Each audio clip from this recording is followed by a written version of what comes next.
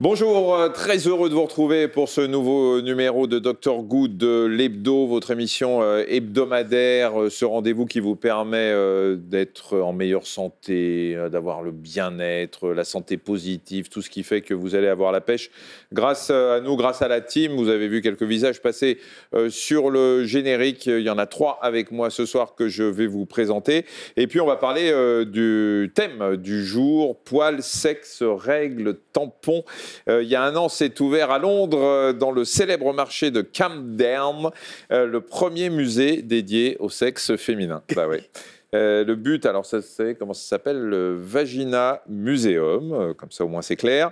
Le but de ce musée, eh bien, c'est de démolir les idées reçues sur l'intimité féminine et sans doute de lever les tabous et les non-dits sur ce que le docteur Nathalie Rapoport-Hubschmann appelle les barrières invisibles dans la vie d'une femme. Elle en a fait un livre, elle est notre invitée, on va l'accueillir dans quelques instants, mais d'abord un petit détour par les membres de la team qui sont là ce soir, de la team Dr Good, pour savoir ce qu'ils nous ont concocté. Bonjour Marine l'orphelin. Bonjour Michel. Première apparition dans cette hebdo, dans ce rendez-vous. Alors, au cas où quelqu'un ne vous connaîtrait pas, c'est possible, hein, quelqu'un qui aurait vécu dans une cave. Bien sûr, il aurait raté quelque chose. Il aurait raté quelque chose. Marine, vous êtes, tu es, parce qu'on se tutoie dans cette émission, tu es interne et tu arrives de ton stage. Tu travailles dans quel service là en ce moment? J'arrive de mon stage, effectivement, donc c'est pour ça que je n'ai pas pu être présente sur toutes les émissions. En ce moment, je suis en stage en pédiatrie et je sors d'un stage en médecine adulte et donc en période notamment du Covid. Du Covid, ouais. Et j'ai pu noter des petites choses dont je vous parlerai juste après. Voilà, et on t'a beaucoup vu sur les réseaux, on t'a beaucoup vu aussi dans la presse, hein, puisque tu as beaucoup travaillé. Tu es d'ailleurs dans un état d'épuisement. C'est sympa. Merci de noter. J'ai fait mon maximum sur le maquillage. J'allais dire que ça ne se voyait pas. Voilà. Ça va. Mais tu es épuisé parce que tu as beaucoup travaillé. Tu vas nous parler de quoi aujourd'hui? Je vais vous parler de la pénurie des médicaments. On en a entendu parler pendant le Covid, mais on en entend parler depuis un peu trop d'années, je trouve. Zach. Tu connais Zach? Oui. Je connais Zach. Zach, bonjour. Bonjour Zach, tu vas nous parler d'une de tes passions. Oui, de la danse et de la joie que ça procure et que le fait que ça fasse du bien. Voilà, pour le bien-être et toujours la santé positive. Et puis, Major Movement, Greg, qui est notre kiné. Tu t'es intéressé à quoi cette semaine? À comment se déguiser en canapé. Et pour l'instant, j'en suis à mi-chemin. T'es ton sur ton, là. Voilà. Heureusement qu'il y a des bretelles. Exactement, pour sortir du truc. Voilà. Non, j'allais parler du périnée. De la rééducation du périnée, forcément. Ouais. En tant que kiné, c'est clairement ma spécialité. De renvoyer vers mes confrères et mes consoeurs qui font, mais au moins je voulais rappeler quelques notions à la fois d'anatomie et de rééducation. Quand consulter? Pourquoi consulter?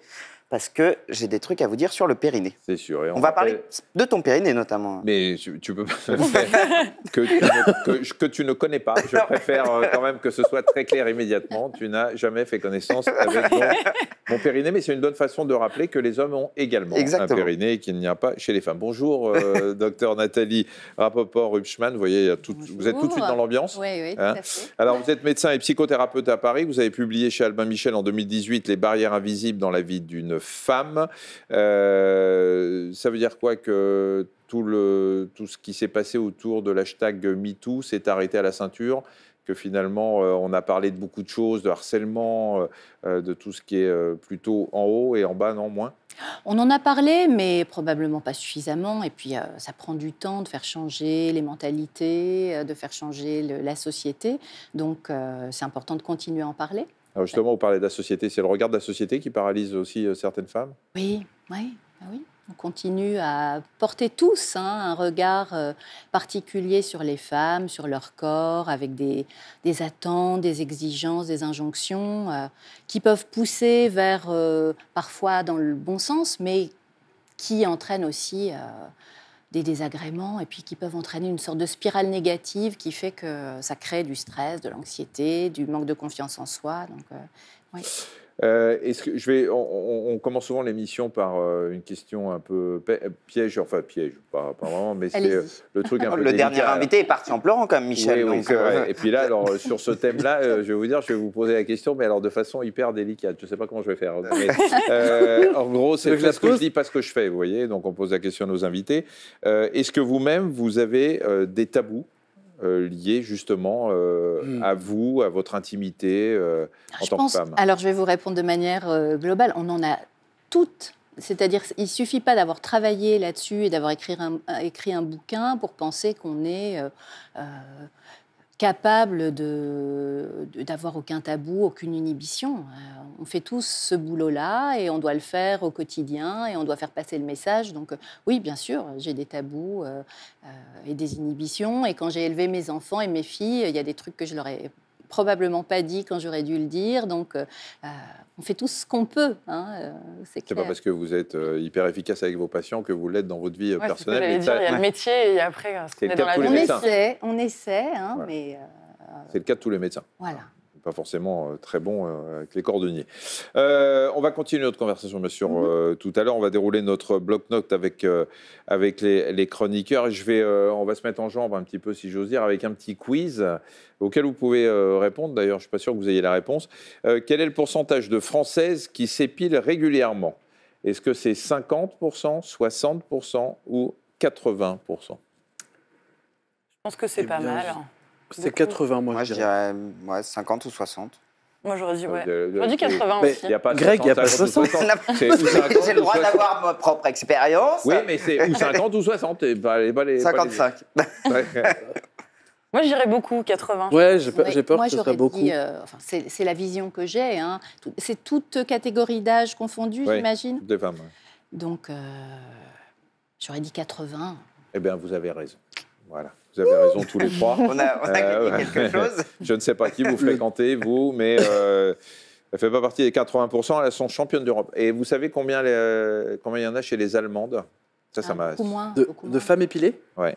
Non, de femmes qui s'épilent régulièrement. Alors là, j'ai jamais eu cette 38%. discussion avec des Allemands, donc Ah oui. je sais pas. 38%. 38% Seulement. chez les Allemands. C'est beaucoup Ah ouais. plus accepté, en fait, pour les femmes d'avoir... Alors, c'est plus accepté, poils il y a à la part. liberté, l'écologie, tout ça, tout un tas de mouvements. Et puis, c'est surtout accepté par les hommes. Parce Oui. que Mm. si les femmes s'épilent, c'est pour elles, parce que l'éducation, parce que, voilà, en France, on est comme ça.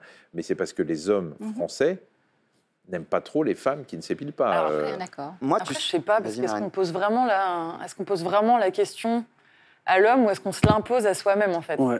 Est-ce qu'on se dit qu'il ne va pas aimer Ouais. et donc, forcément, on Eh ben, s'épile faudra et faire donc un il sondage se dit, oh, auprès bah, des tant hommes. mieux. Mais tu sais, moi, le nombre de femmes que j'ai en consultation quand je fais mon bilan global qui sont en sous-vêtements et qui me disent je suis désolée, j'ai pas eu le temps de m'épiler. Et moi, je leur dis mais vous savez, vous n'avez aucun compte à me rendre. Donc, c'est dire si même elles projettent sur moi, Ouais. bon, déjà une forme Oui, de oui. sexualisation de machin que je n'ai pas au cours de la consultation. Et elles se sentent obligées de se justifier. Et enfin, quand tu vas consulter, tu n'as quand même pas besoin de te justifier, de dire, bah voilà, j'ai du poil aux pattes, surtout après le confinement. Donc, il y a, je pense, comme le dit Marine, une forme de pression, peut-être. D'injonction. Tu penses à toi? Ouais, je pense ça parce que moi, j'ai le même cas aussi en Et consultation. elles te Enfin, disent la quand, même chose à toi aussi. quand je consulte, elles me disent la même chose à moi. Alors qu'elles pourraient très bien se dire, bon, je suis en face d'une femme aussi, j'ai pas, C'est intéressant. je suis libre de mon choix. Et... Non, mais toi, on te le dit parce que tu es un sexe symbole. Enfin, tu laisses pas, tu laisses pas indifférent quand même. Non, mais là, il y a Une le femme qui vient maquillage, de voir. Michel. Et il y a le Tu côté laisses pas bleu sur indifférent. bleu. Ça se joue beaucoup. Le bleu me va très bien au teint. Marine, Oui. on va commencer avec toi aujourd'hui. Donc, tu étais interne dans un service Covid. Hein, Ouais. on l'a vu au plus fort de l'épidémie. Tu as dû faire face à des urgences. Mais tu as eu aussi de mauvaises surprises. Alors oui, de mauvaises surprises, je ne vais pas parler du Covid, mais je vais parler de la pénurie des médicaments. Alors c'est vrai que ça m'a beaucoup étonnée de noter la pénurie de beaucoup de médicaments. Alors en fait, pendant le Covid, vous avez dû entendre parler de l'azithromycine. C'est un antibio qui a été très utilisé dans les infections pulmonaires. On a entendu parler aussi d'un sédatif qui a manqué notamment aux réanimateurs donc, pour sédater les patients. Évidemment, devant le nombre de patients qui a explosé en réanimation. Sédation, c'est en gros une sorte d'anesthésie, Oui, de voilà. coma artificiel. Quoi. Voilà, de coma artificiel, tout à fait. Donc, pour ne pas le citer, le midazolam. Et moi, en fait, je suis arrivée un petit peu naïve à l'hôpital en me disant qu'on était un pays très développé, qu'on avait des industries pharmaceutiques puissantes et donc qu'on ne manquait jamais de médicaments. Et j'ai fait face à ce problème. Alors, il y a les médicaments que je viens de vous citer autour du Covid, mais en fait, quotidiennement, les Français font face à une pénurie de médicaments et de médicaments très importants pour leur santé. Oui, et même en pharmacie. Alors là, tu parles du Covid. L'azithromycine, c'est un cas un peu particulier. Pourquoi il y a eu une pénurie d'azithromycine? Parce que le professeur Raoult a dit qu'il associait l'hydroxychloroquine à l'azithromycine et que c'était le traitement contre le Covid. Donc finalement, il y a des gens qui flippaient un petit peu à l'idée de prendre de la chloroquine en se disant ouais, il y a des effets secondaires, on parle de problèmes cardiaques. L'azithromycine est un antibiotique qui paraissait donc beaucoup plus anodin. Et il y a plein de médecins en France qui ont prescrit de l'azithromycine à tous les malades qui avaient une suspicion de Covid, même sans avoir passé de test le confirmant, et ce qui fait qu'il y a eu cette pénurie de cet antibiotique. Oui, tous les médecins à l'hôpital et même en ville, beaucoup de généralistes aussi qui anticipaient la prescription et qui prescrivaient de l'azithromycine. Voilà, donc moi, en fait, j'ai grandi en entendant parler des pénuries de vaccins, mais je ne pensais pas vraiment qu'il y avait une pénurie de médicaments fréquents. Voilà, c'est surtout ça. Et alors, il y en a, on a trouvé des solutions pour ça, parce que d'abord des explications. Qu'est-ce qui fait qu'en dehors du cas de l'azithromycine qui est particulier, moi je sais que j'ai des patients à qui je ne pouvais pas prescrire, par exemple, de corticoïdes, parce qu'il n'y avait plus de corticoïdes en pharmacie. Il y avait une pénurie complète. Est-ce qu'on sait pourquoi finalement il y a eu... En fait, depuis, donc déjà juste pour faire un petit rappel sur les chiffres, en 2008, on recensait 44 médicaments qui étaient considérés en tension, en difficulté d'approvisionnement. Et en 2018, donc 10 ans après, ce chiffre a été multiplié par 20. Donc en 2018, c'était quasiment 900 médicaments qui étaient soit en rupture de stock, soit en difficulté d'approvisionnement. Et on parle de médicaments d'intérêt thérapeutique majeur. C'est-à-dire que si on ne le prend pas, soit c'est le décès, soit ça veut dire qu'on n'a pas d'alternative à ce médicament. Donc il n'y a qu'une seule molécule pour une pathologie.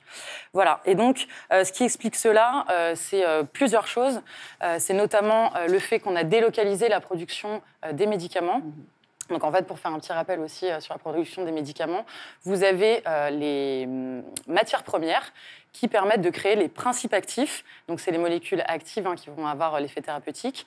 Et ces molécules-là, aujourd'hui, sont fabriquées en Asie et principalement en Chine.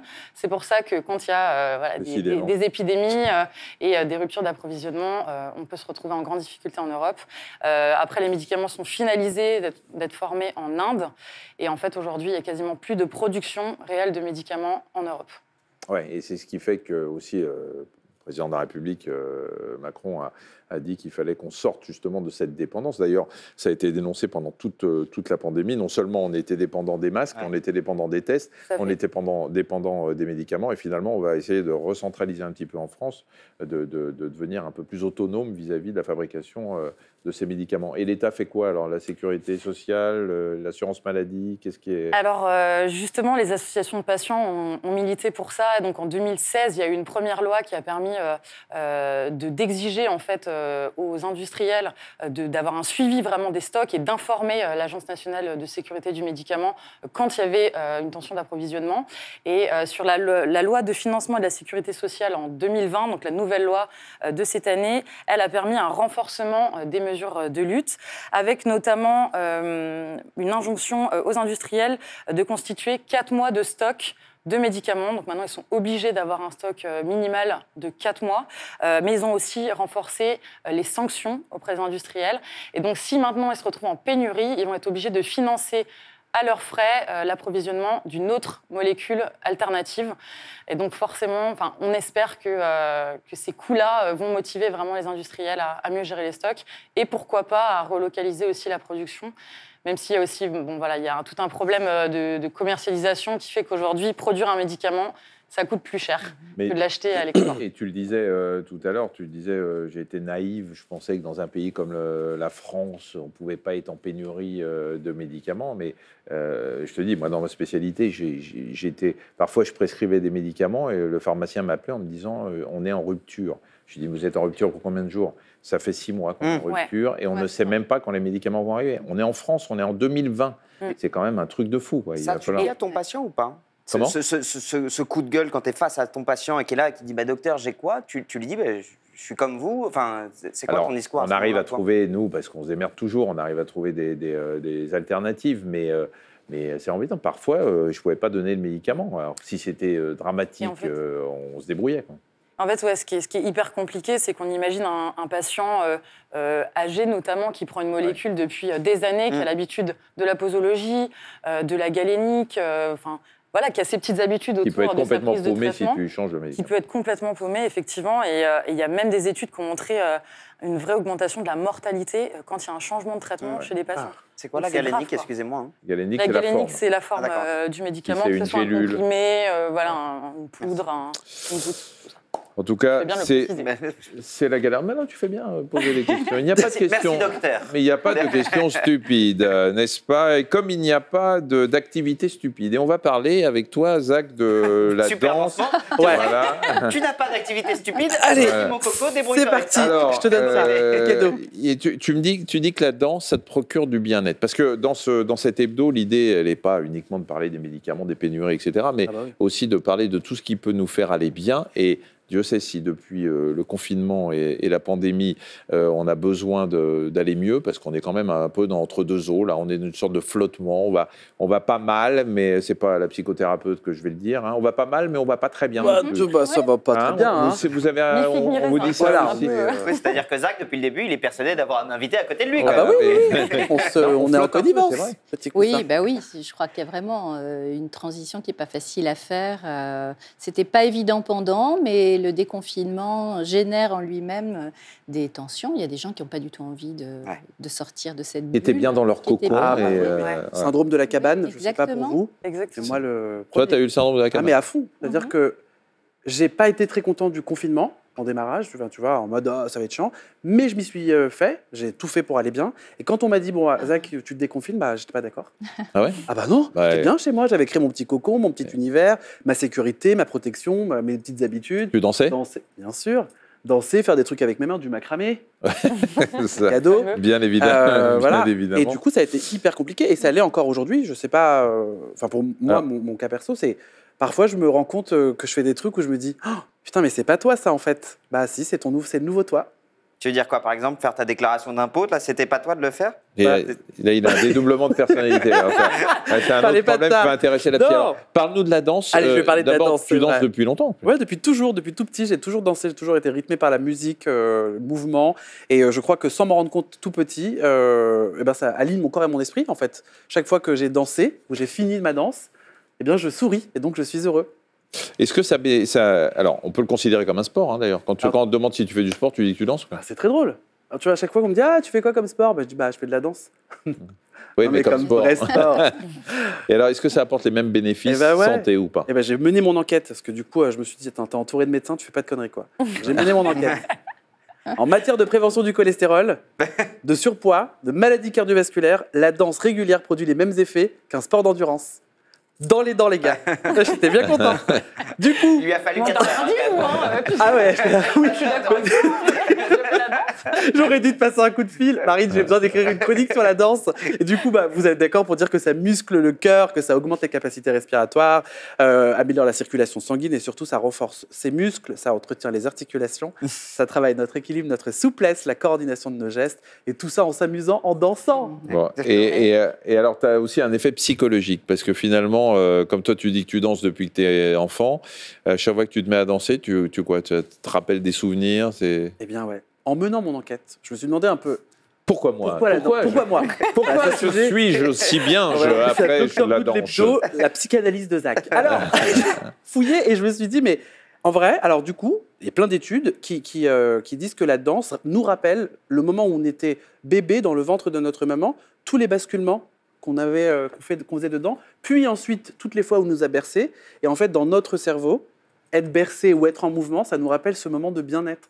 Ça me fait marrer, ça. Pourquoi? Je suis désolé, ça me fait marrer. Ouais, moi aussi, Parce ça me que, fait non, c'est Vous vrai. n'êtes pas d'accord? Non, parce que Moi, je l'aime, comment ton on peut histoire. savoir Ça, je vais peut-être m'adresser à la psy.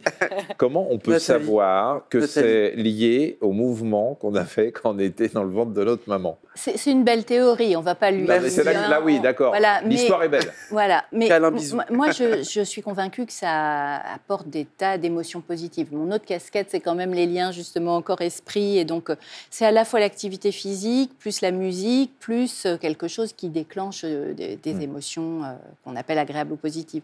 Maintenant, que ça nous renvoie à ces expériences On va dire why qu'on not, a hein. eues dans Ouais, le ventre de bah, notre oui. mère. Pas me le Ouais. casser comme ça. Oui. on va dire Ouais, why bon, not. Non, mais Pourquoi moi, pas j'aime beaucoup ces... Soyons- Pourquoi pas Bah voilà. Mais soyons, voilà, un peu de- Merci. Alors, tu es prof Ouvert. de danse aussi. Ouais, exactement. Ils disent quoi? Il fait danser des fœtus. Tu Non, mais- les fais danser Et les après, femmes les enceintes. inclut en cours de Qu'est-ce que tu... Ils te disent quoi, tes élèves? Pas par rapport à tes qualités de prof de danse, mais par rapport au bien-être qu'ils ressentent.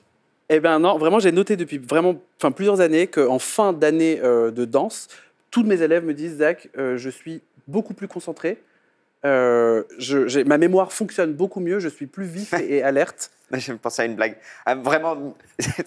mais Nathan, grâce à tes cours de danse, j'ai une bien meilleure mémoire. Moi, c'est Zach. Ah oui, c'est vrai, pardon. Ça fait un an que je vous donne des cours.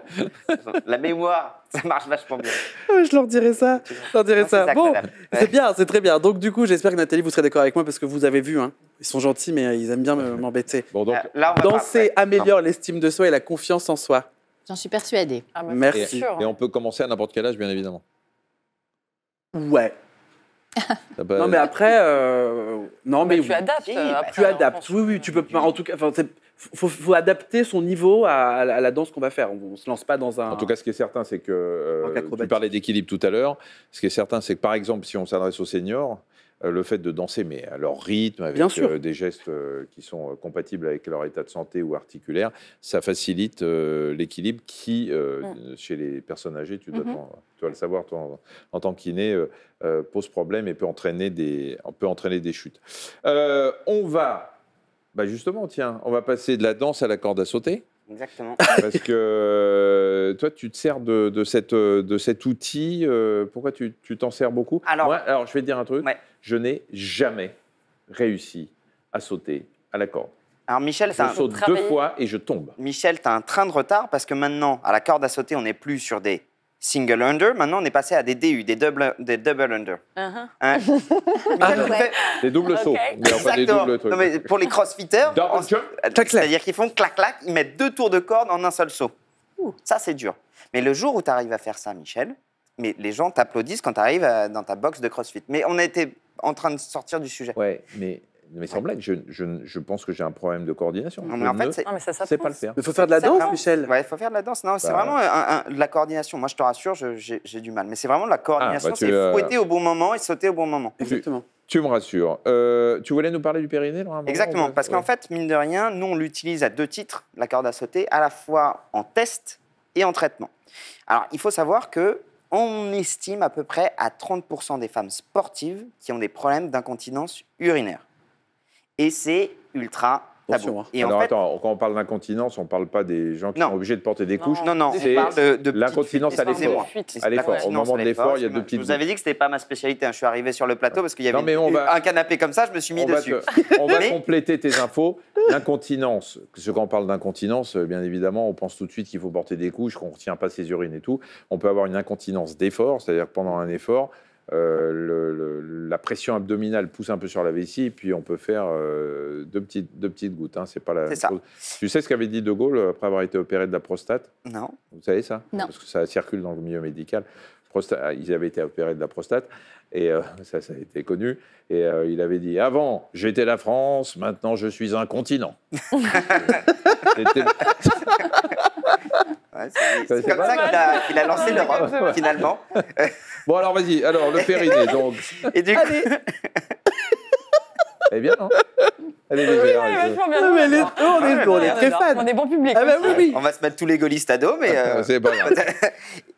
Alors, en parlant bon, de Gaulle, donc en fait, ce qui se passe, comme tu l'as dit, c'est qu'il y a une surpression abdominale, notamment lors des sauts, qui fait que le périnée, qui est une zone qui va des bourses pour les hommes jusqu'à l'anus et de l'entrée de l'utérus pas l'entrée de l'utérus, vous savez, Non, du je crois vagin. pour la nage, Vagin. du vagin, merci. tu confonds l'utérus et le vagin. Et c'est un peu plus Même C'est moi, un- je sais. Je dis c'est ça un comme peu ça, je le problématique. cale. Et c'est quoi le thème de l'émission déjà? Bah, Et donc- le thème de l'émission, c'est ta femme. Oh, putain, Il va falloir qu'on lui parle. Alors, cool. Donc, Ah, généralement, chérie, c'est toi. bien fait de me confondre sur la couleur du canapé. Et du coup, ce périnée, c'est une zone de muscle qui a pour but, lorsqu'il se contracte, de maintenir les urines et d'empêcher notamment les légères fuites urinaires. Et donc, comme je vous l'avais dit, moi, ce que j'ai commencé à intégrer dans mes bilans, c'est de toujours poser la question, est-ce que quand vous faites du sport, vous avez des problèmes de ce côté-là? Et souvent, en fait, bien souvent, ce qui arrive, c'est qu'elles ont des stratégies pour éviter d'avoir des fuites sans même le savoir. C'est-à-dire que régulièrement, notamment dans le milieu du crossfit, c'est pour ça que j'en parlais, elles vont aller aux toilettes avant leur pratique sportive parce qu'elles savent que si elles font leur sport sans être allées aux toilettes avant, elles vont avoir des problèmes de fuite. Et donc, en fait, c'est en évitant le problème, elles ne le corrigent pas vraiment. Donc, chez celles-ci, je leur conseille de ne pas venir chez un kiné comme moi qui ne suis pas spécialisé, mais d'aller chez un ou une kiné et ou sage-femme. Il faut savoir que les séances de rééducation du périnée sont la plupart du temps prescrites par les médecins, remboursées par la sécurité sociale. Et même si c'est 5 ans ou 10 ans après le premier enfant, vous pouvez quand même le faire. Les femmes connaissent bien leur anatomie Non, féminine, Mais le non, périnée. c'est pas, Alors les femmes enceintes, oui, pardon, sur le périnée, parce qu'elles sont souvent alertées, on dit attention, après l'accouchement, il faut faire une rééducation du périnée Oui. pour éviter d'avoir les problèmes. Voilà, le terme périnée, je pense qu'une femme qui a accouché l'a déjà entendu, mais Ouais. on l'espère. On espère. Mais effectivement, non, les femmes, les filles, les jeunes filles, les jeunes femmes ne connaissent pas suffisamment leur anatomie. Elles savent. On connaît bien mieux l'anatomie masculine que l'anatomie féminine. Elle est mieux représentée dans les manuels ou dans les. Pardon, mais elle dans se voit. Voilà, exactement. Elle se voit. Bien sûr, On a souvent peut dit pas- que le problème, nous, c'est difficile de pas se voir dans la glace. Même une femme qui se regarde dans la glace ne voit rien. Ah, mais sûr. regarde, là, il y a eu, je pense que Bah, c'est ce que tu allais je dire, suis Zach, sur le manque de représentation, notamment Exactement. du clitoris. Il y a eu un énorme Ouais. débat et des lettres par des associations Mhm. qui ont été ça soit envoyées au représenté. ministère pour Oui, que oui. ce soit représenté. Bah, à tout un tas d'égards, il est nécessaire que même s'ils ne se voient pas, souvent, pour avoir un argument de mec, tu leur dis, bah, regardez, quand on regarde la longueur du clitoris, c'est quasiment la même longueur qu'un pénis. Sauf que La c'est vraie un- longueur, oui, parce qu'on rappelle Oui, oui, que le bien sûr. clitoris, il y a le petit bouton que tout le monde connaît, mais qui a 2 branches qui vont De petites à ailettes. l'intérieur Bien sûr. des lèvres. À quel âge tu as connu ton anatomie, toi? À quel âge tu as pensé connaître C'est ton une bonne corps? question. C'est quoi? C'est une bonne question. Parce que, Je sais. je pense- Merci. En général, je m'arrange pour poser les bonnes questions. Ah oui, c'est. Écoute, je pense que c'est venu avec les premières relations sexuelles et par la suite, j'ai envie de dire. Ah, Mais carrément. pas Avant, quoi. tu connaissais pas ton... Non, je pense pas. Non, je m'étais jamais intéressée vraiment à la question. Bon, puis après, je suis partie en médecine, donc forcément, bah, là, on a eu Tu as appris l'anatomie. l'apprentissage adéquat, mais non, je pense que c'est étonnant. arrivé tard. Mais je pense que c'est, comment dire, c'est totalement révélateur de ce qui se passe chez toutes les jeunes filles. Oui. Et encore, il y en a de très nombreuses qui ont des relations sexuelles sans même savoir à quoi ressemble leur anatomie. Donc, ça peut être une porte d'entrée, c'est le cas de le dire, vers la connaissance de son anatomie, mais malheureusement, ce n'est pas toujours le cas. Donc, il faut que, c'est ce que apparemment Zach voulait dire, il faut que les images soient montrées, il faut qu'on en parle davantage, parce que c'est en connaissant son corps quand même Ouais, ouais. qu'on arrive à en profiter aussi, puis aller avoir une sexualité Ouais, Et je puis, trouve que satisfaisante. en parler d'une manière scientifique, entre guillemets, permet après d'en Oui, parler d'une parce que- manière plus naturelle, Absolument. plaisir, voilà, Ouais, parler du ouais. plaisir et tout ça. Parce que par exemple, moi, je pense qu'il y a aussi un truc de génération, mais moi en SVT, à l'école, Mhm. je n'ai jamais vu une vulve, Mhm. un clitoris. J'ai toujours vu un corps de femme avec un espèce de triangle un peu dessiné, un genre de fente. Et on me disait, voilà, grandes lèvres, Et il y avait encore, un trait calé à la rigueur vers la fente pour dire qu'il y avait des petites lèvres, et pubis, et voilà. Mm. Donc je pense qu'il y a aussi un problème au niveau de l'éducation nationale, de l'éducation de la sexualité chez les jeunes. Et puis, de la part des parents. Parce que vous parlez des barrières invisibles dans la vie Ouais, alors d'une les femme. parents. C'est peut-être dans votre livre qui paraît chez Albin Michel, mais c'est peut-être ça aussi. C'est-à-dire que les parents... Vous disiez vous-même tout à l'heure Bien sûr, qu'avec vos filles, alors que vous êtes psychothérapeute et médecin, mais oui. et qu'il y a des choses que vous n'aviez pas pu dire à vos filles. Je Donc, ne sais pas si j'ai pas pu, Vous ne mais l'avez pas fait. pas fait. Je crois que je l'ai probablement fait trop tard, ou pas, parce qu'on a tous l'impression que finalement, c'est des connaissances qu'on peut acquérir ou par les bouquins, ou en discutant avec les copines, Ou on à attend que les l'école. enfants nous posent des questions. Oui, aussi, on n'a pas envie non plus de parler de ces choses-là trop tôt, ou on ne sait pas forcément comment en parler. Donc, Voilà, C'est là où avoir un support Oui, dans un ça serait- manuel voilà, peut aider un tout aussi, petit hein, peu plus simplement. montré en tout cas, parce que effectivement, on a beaucoup d'images de pénis. Alors ça, on sait comment ça fonctionne, il y a quoi dedans et tout ça. comment ça monte, comment ça descend. Exactement, c'est ce que je cherchais comme mot. Mais non, mais on connaît. Enfin, je suis persuadé que si on demande, alors peut-être pas maintenant pour les jeunes de nos jours, mais en tout cas de ma génération, j'avais plus de mots sur le vocabulaire d'un masculin, de la sexualité masculine, que féminine. C'est-à-dire que dire gland, prépuce, verge, méa, allô, méa, pourquoi tu connais ce mot-là? Bah parce qu'on me l'a appris à l'école. Et pourquoi je ne connaîtrais pas le mot vulve, le mot petite lèvre, le mot clitoris? Oui. Et à quoi ça sert? Je crois. Enfin, Oui, mais tous les cours d'éducation sexuelle, en général, ils ont quoi comme but? De parler de la reproduction. Oui, la reproduction, c'est tout, bien sûr. Voilà, de faire de la prévention, La parler de contraception. préservatifs, Oui, c'est ça. contraception. oui. Mais voilà, Bon, on il y a une commence sorte pas de par la base. continent auquel on n'accède pas du tout pour tout un tas de raisons. Hein. Mais les choses sont en train de changer. Oui, Alors, je vais en parler. Je me demande s'il n'y a pas. Alors, j'avance peut-être dans le débat, si débat il y a, Vas-y, mais est-ce qu'il n'y a pas un côté où chacun essaie de se refiler la patate chaude? C'est-à-dire que finalement, les parents n'ont pas forcément envie de rentrer dans la sexualisation de leurs enfants. L'école ne va pas rentrer dans la sexualisation des enfants. Est-ce que c'est aux enfants, entre eux, de raconter ce qu'ils peuvent? Et donc, finalement, le seul domaine, et là, je vais enfoncer une porte ouverte, mais où on voit les sexes, c'est dans le porno. Bien sûr, bah oui. Et il y a quand même une énorme différence. Et bon, là, c'est que aujourd'hui, à 12-13 ans, ils ont des smartphones, ils ont un accès à Internet, Oui, oui. et c'est pas bien compliqué d'avoir accès à des sites porno. Et on a même le caméraman qui dit oui. Donc, Non, non, mais Non, parce que lui, il participe à des films porno. C'est pas pareil. C'est pas pareil. lui, il va continuer, il va en faire un autre. Non, mais c'est vrai que c'est vraiment terrible d'imaginer que c'est l'accès, et le premier accès et la connaissance qu'ont les jeunes ados. Et donc, problème aussi de la représentativité, parce que à la fois, et pour les mecs, et pour les nanas, qui n'est absolument pas représentatif de l'amour. Enfin, bien sûr. alors là, c'est même une. voilà, Moi, je trouve que c'est un peu une catastrophe. Mais c'est horrible de démarrer sa vie sexuelle Mais avec plus dans la performance, participe, bien Et sûr, encore, de reproduire des Alors on vous le dit, hein, stéréotypes, si vous êtes jeune et que vous regardez les films porno, c'est pas la vraie vie, c'est pas la Non. réalité. Non. C'est souvent beaucoup plus difficile que ça. Voilà. En tout cas, vous n'allez pas avoir une nana aussi facilement. Ouais, ça, c'est Non. clair. c'est clair. Et elle fera Et elle pas sera tout ce que peut-être vous pas aussi voyez. docile Voilà. que ce que vous croyez.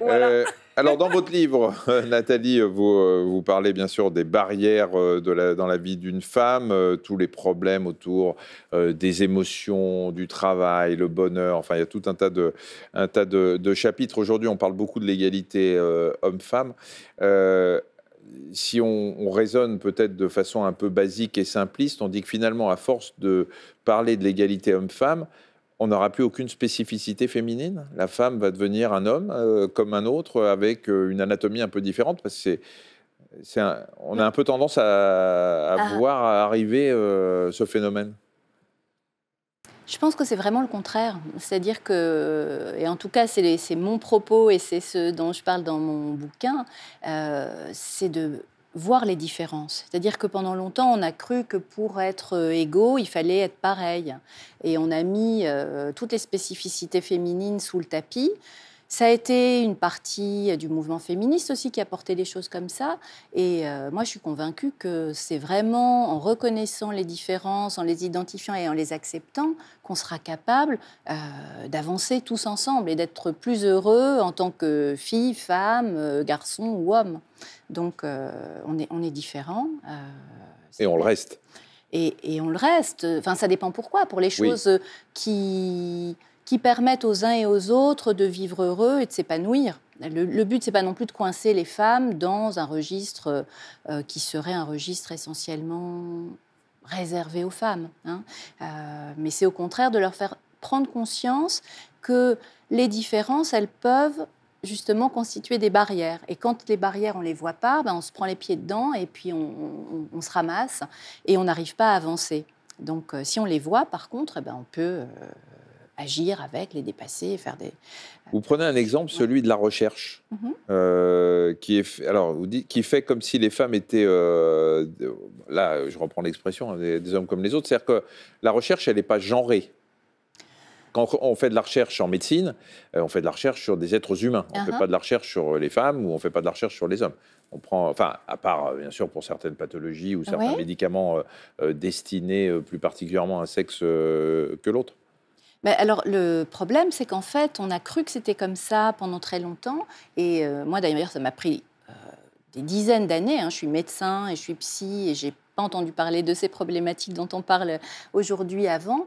La recherche, ça se faisait sur des sujets masculins, parce que les sujets masculins, c'est plus simple. Ils n'ont pas de cycle, ils n'ont pas de règles. Donc, il y a pas de risque de grossesse aussi. Ça joue aussi beaucoup. Oui. La recherche de médicaments ne peut pas se faire sur des femmes qui risquent d'être enceintes du jour au lendemain.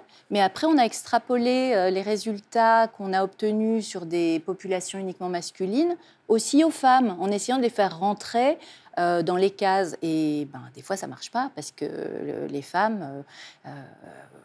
on sait maintenant, par exemple, pour les maladies cardiovasculaires, elles peuvent avoir des symptômes différents, les traitements peuvent être différents. Enfin, il y a des spécificités féminines, même pour les aspects purement médicaux, qu'on est obligé de prendre en compte, qu'on commence à prendre en compte, mais ça prend du temps aussi, ça se fait lentement.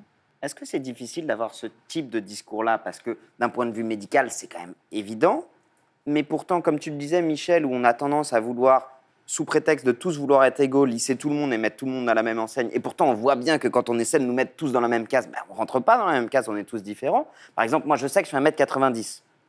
Ah, et ça ne marche pas. Tu me diras ce que tu as comme miroir chez toi, ou comme toise. Ce que je veux dire, c'est que... Non, ça ne marche pas, je te le rappelle. Ça ne marche pas. Je le reconnais. Il y a un moment donné, on est tous différents. Ouais. Est-ce qu'il faut à tout prix qu'on se contorsionne pour essayer d'être tous pareils? Non. Donc ma question, elle est là. Est-ce que finalement, face à cette parfois évidence médicale, socialement, ça peut être difficile de dire on est différents, basta, quoi.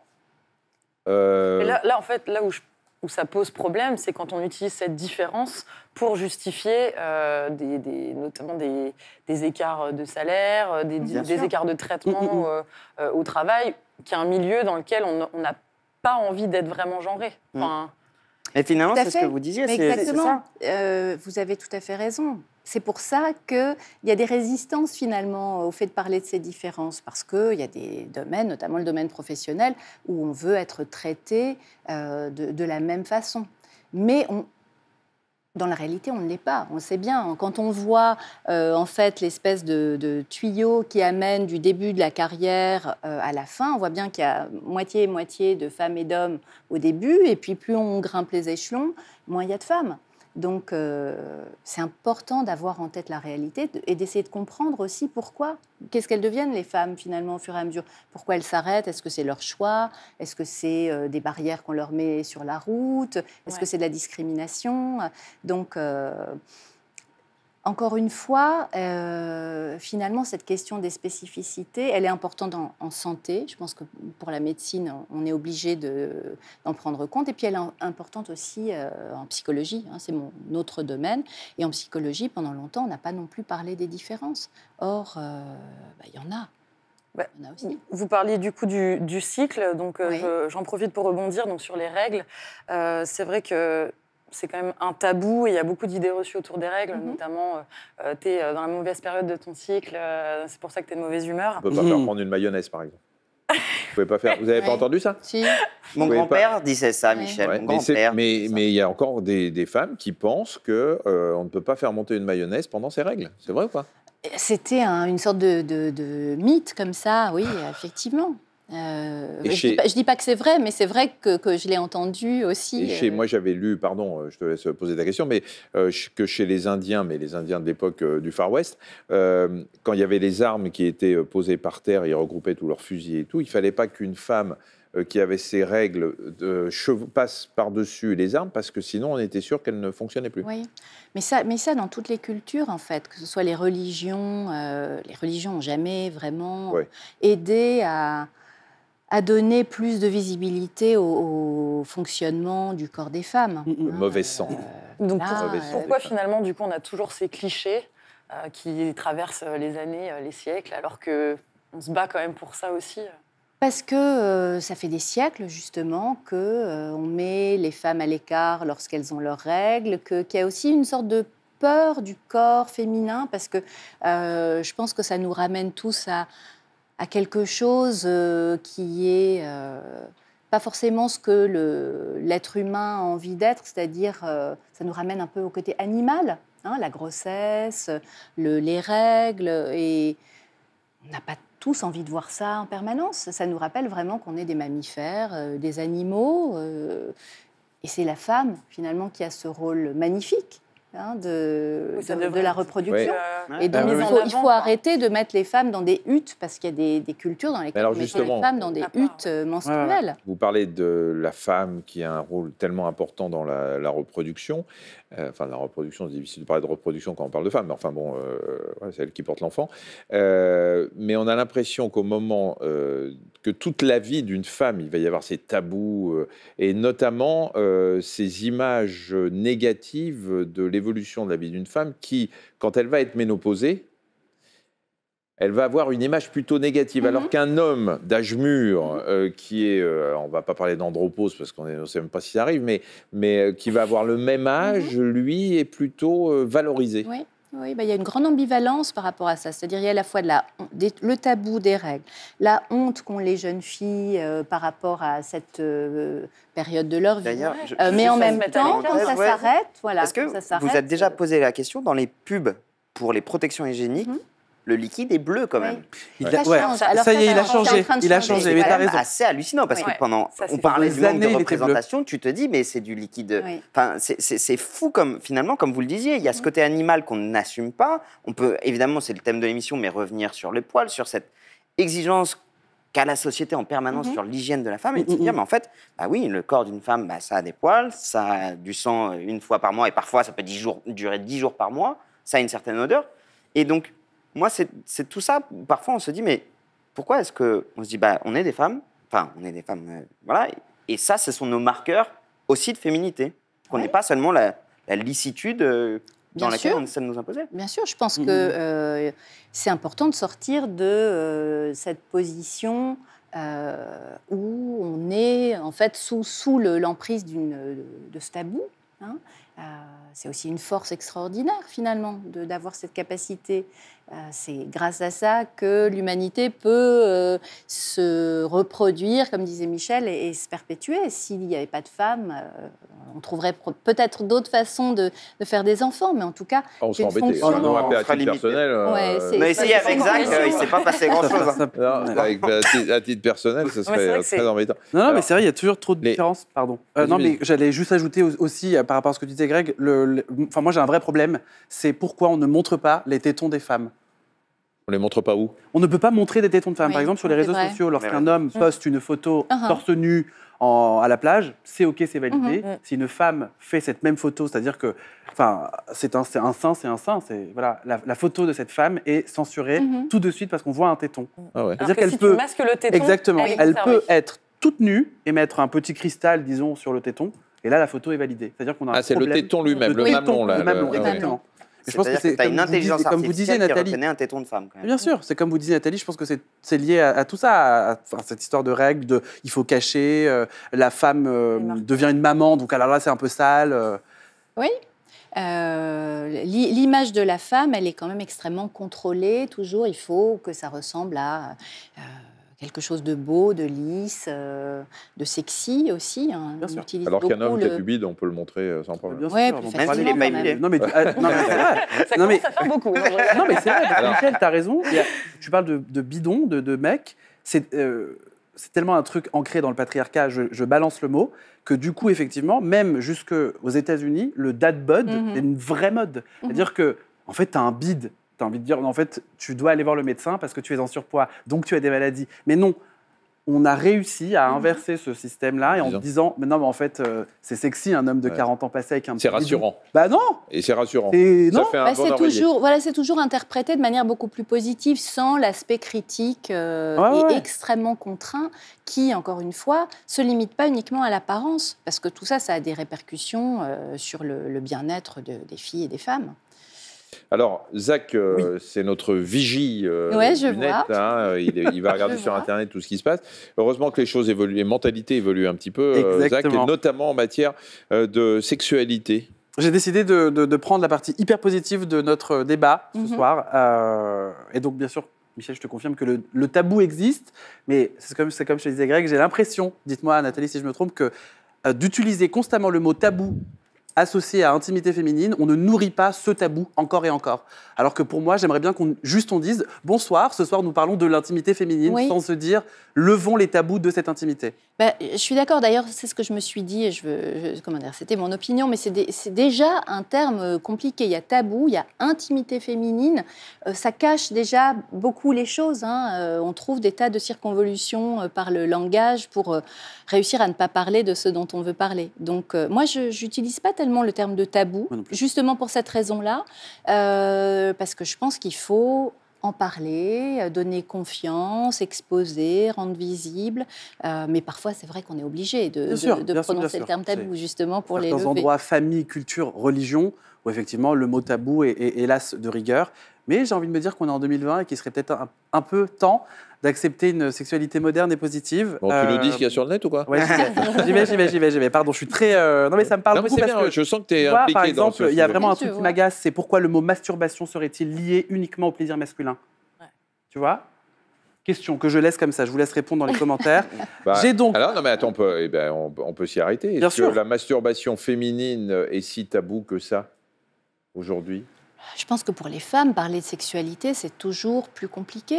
Toujours plus compliqué. Puis il y a des choses qui sont vues comme normales chez les hommes et peut-être un peu étranges chez les femmes. La revendication du plaisir, Parce que pour ça les veut dire femmes, c'est quoi? plus compliqué. Ça veut dire qu'aujourd'hui, quand les hommes apprennent que leur femme, même si elle est très heureuse sur le plan sexuel, a quand même un plaisir solitaire, une masturbation, ils sont choqués encore aujourd'hui? Beaucoup Ils se d'hommes. demandent, c'est leur virilité qui est Oui, ça. voilà. Ouais, c'est ça, J'ai essayé de trouver les mots justes pour le dire. C'est l'ego, la virilité. Donc je ne c'est- lui suffis pas. Ouais. Bien sûr, c'est encore Alors que très c'est deux choses présent. différentes. Alors que c'est complètement Bien différent, sûr, parce qu'un homme bien qui sûr. va se masturber tranquillement devant son petit porno, voilà, c'est OK en fait, c'est normal.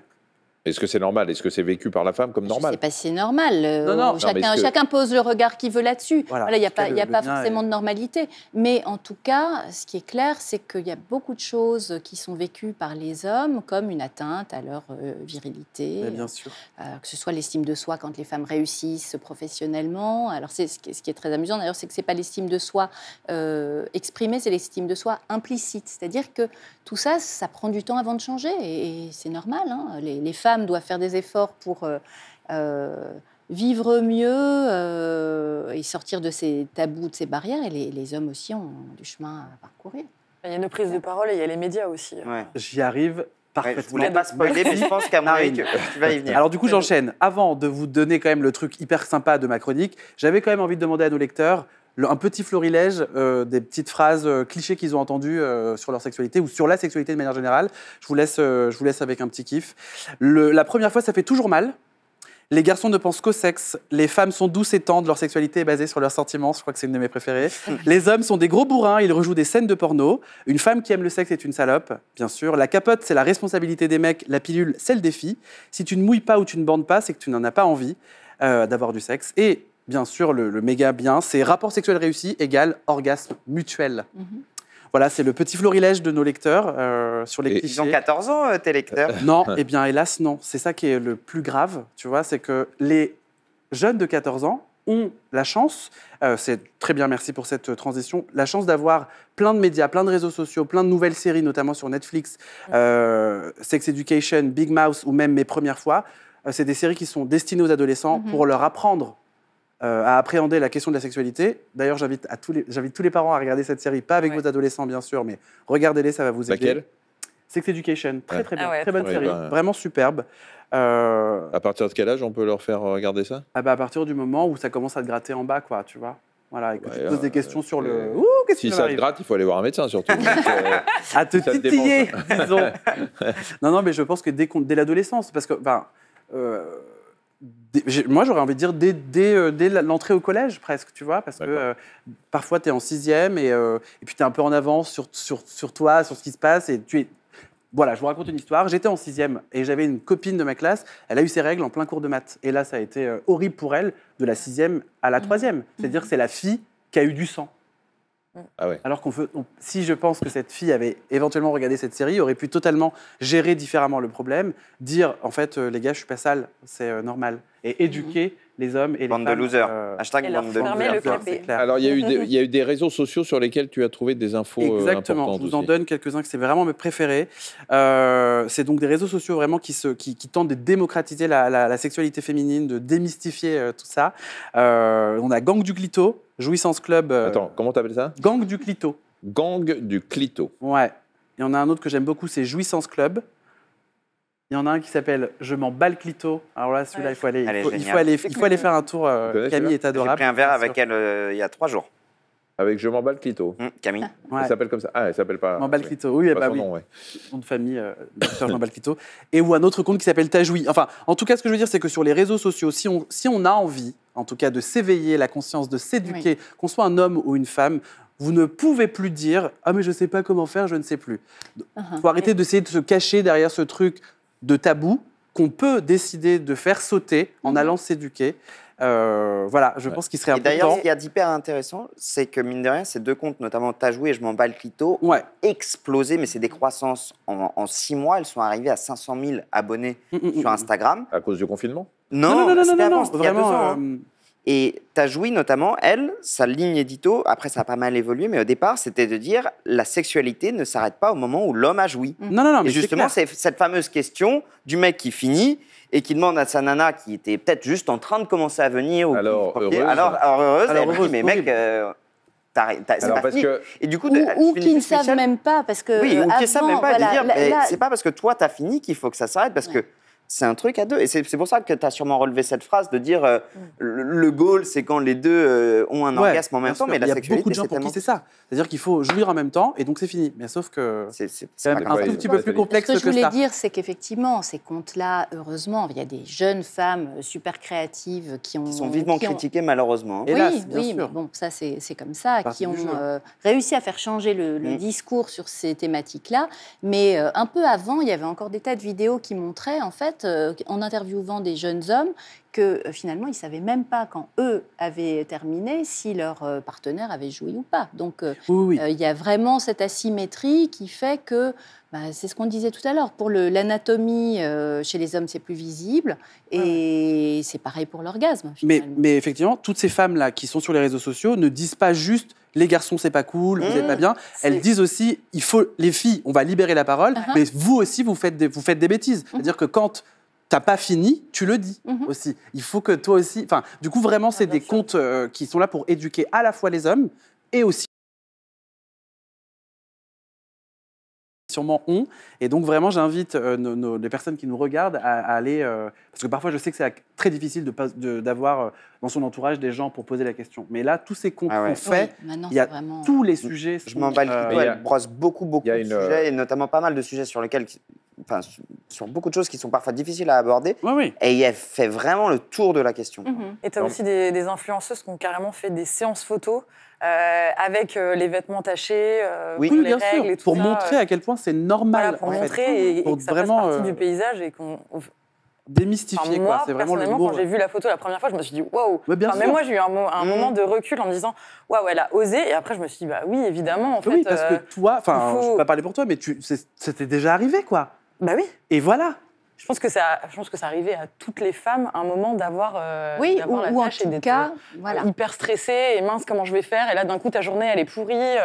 C'est une catastrophe. D'être et- préoccupé par ça. On parle de charge mentale pour des tas de choses, mais la charge mentale liée au fait de s'occuper de son corps, que ce soit pour s'épiler, pour se rendre présentable, énorme. désirable, et pour gérer cette période-là menstruelle, elle est extrêmement présente. Donc, Ouais. Est-ce que le plaisir, parce qu'on parlait de sexualité, là, est encore pas tabou, mais un problème, justement, parce qu'on parle... Alors, c'est vrai qu'il y a une injustice finalement, c'est que l'homme, quand il a joui, ça se voit, il y a l'éjaculation. La femme, quand elle a un orgasme, il y a... Enfin, il y a tous les, j'allais dire, ça peut aller du mouvement du sourcil au plaisir orgasmique.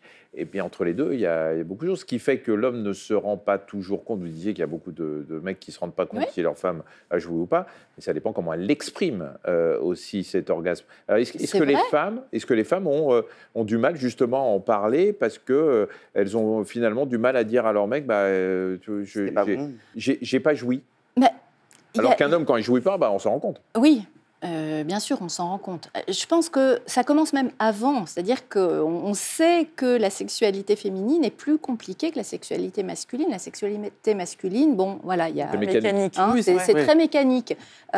Pour une femme, pour avoir du plaisir, il faut avoir envie à ce moment-là, il faut avoir l'esprit libre, il faut se plaire, il faut que la maison soit rangée. Enfin bon, voilà. Oui, non, mais parfois, c'est se libérer de la charge mentale aussi, de la journée, de la journée ou...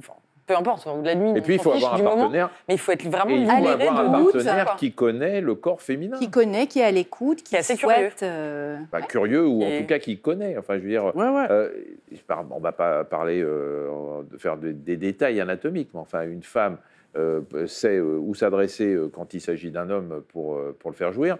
Un homme, c'est un peu plus compliqué. Donc, surtout s'il ne connaît pas l'anatomie féminine. Je vais t'expliquer la réponse rapide. J'en discutais justement avec Camille de Je m'en bats le clito. Elle reçoit des milliers de messages par jour de jeunes femmes qui lui disent « Mon mec, quand il me fait un cunilingus, il est partout à côté, sauf sur mon clitoris. Et je ne sais pas comment lui dire. » Et ça, elle reçoit des milliers de messages comme ça. Et ça fait partie des choses qu'il faut détabouiser. C'est-à-dire qu'on ne voit pas pourquoi la femme ne dirait pas c'est ici que ça se passe. Oui. Et une fois qu'on lui a montré, la deuxième fois, il sait où c'est. Oui, mais une fois, t'as peut-être peur aussi de vexer un peu l'autre. Voilà. Il faut le descendre de son piédestal. Si ça fait 20 ans, oui. Au bout de 20 ans, ça peut vexer. Nous, on est totalement libérés. Et c'est là l'intérêt aussi de casser les tabous, les idées reçues, les fantasmes. Il faut que dès le début, une jeune fille, si elle a une relation avec un homme et qu'il est à côté, il faut lui dire. Oui, mais dire, c'est pas simple, justement. Et c'est bien. On voit à quel point c'est important par rapport au consentement. On n'en parle pas là, mais c'est un autre problème qui est extrêmement important. À la relation sexuelle, à la place que chacun prend dans la relation de couple, à ce qu'on fait à la maison. Enfin, voilà, le fait de s'exprimer, de dire ce dont on a besoin et de ne pas être en permanence centré sur les besoins et le plaisir des autres, eh bien, ça paraît peut-être très daté quand on le dit, mais en fait, il y a encore de très nombreuses femmes qui fonctionnent comme ça. Et c'est dur de sortir de ces clichés. Si vous étiez ministre de la Santé, ce que je ne vous souhaite pas, ce n'est pas un boulot facile, j'ai l'impression, surtout en ce moment. Quelles seraient les 3 décisions que vous prendriez justement pour que les barrières de l'intimité féminine soient enfin levées? C'est une question importante et dont la réponse n'est pas simple, bien sûr. Les trois décisions, je pense qu'il faudrait... tout dépend ce qu'on entend par intimité féminine, si on parle que des règles, de la sexualité, ou si on parle du bien-être des femmes de façon plus générale. C'est à la fois de donner plus de place à l'anatomie, c'est ce qu'on disait tout à l'heure, savoir qu'une femme connaisse son corps.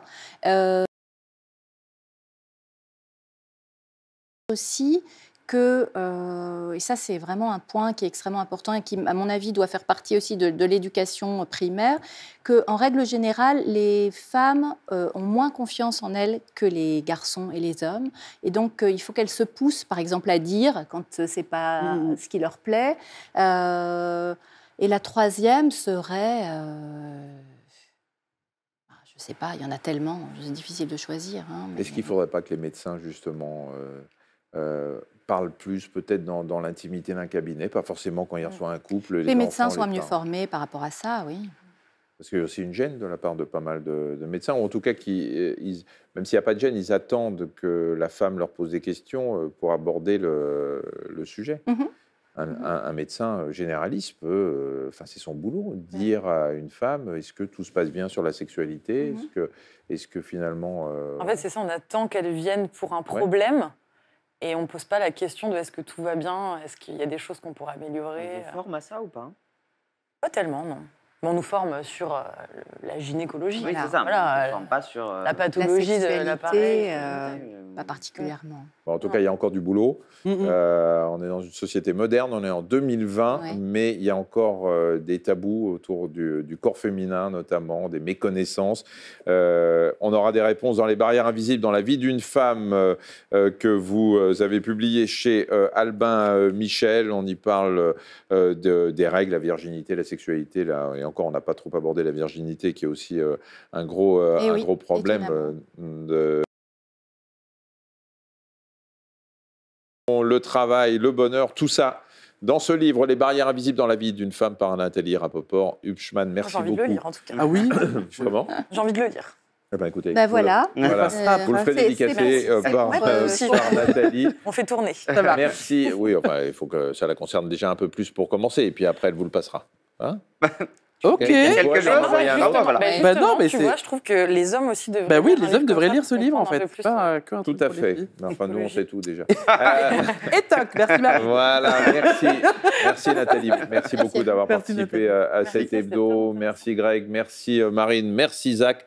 On se retrouve bien sûr dans une prochaine hebdo. Donc a priori, alors est-ce que ça va être la semaine prochaine? Est-ce que ça va être... On ne sait pas en fait. Ouais. Hein, on ne sait pas. Qu'est-ce qu'on fait? Mais On on va peut-être reviendra. partir en vacances au moins un petit moment. Ouais. Zach, il est en train d'espérer qu'il y ait de nouveau le confinement. C'est le seul qui espère qu'il y ait Non, encore ça y le est, je suis sorti de la cabane. Ça va mieux. Merci beaucoup de nous avoir suivis et à très bientôt. Ciao. Merci.